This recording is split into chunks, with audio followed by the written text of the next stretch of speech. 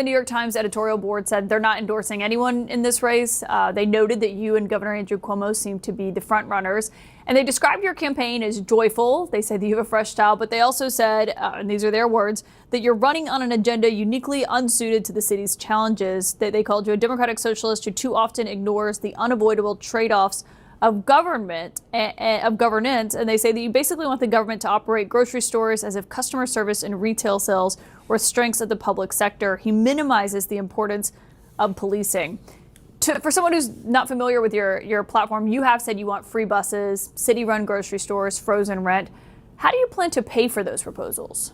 So there are a number of ways. The first is that freezing the rent does not actually require the city to spend any additional money. The city has a board called the Rent Guidelines Board, which determines whether or not rents for rent-stabilized tenants increase. And the previous mayoral administration froze those rents 3 times. What we are proposing is to build on that precedent. And to make buses free, it costs about $700 million. To deliver universal childcare, we're looking at a cost of about $5 to $6 billion.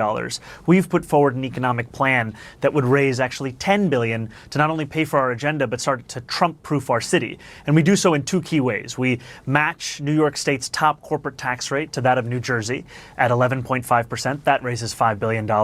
And we increase personal income taxes on the top 1% of New Yorkers. These are New Yorkers who make $1 million a year or more, and we increase it by just 2%, $20,000, which is effectively a rounding error when you're making that much money.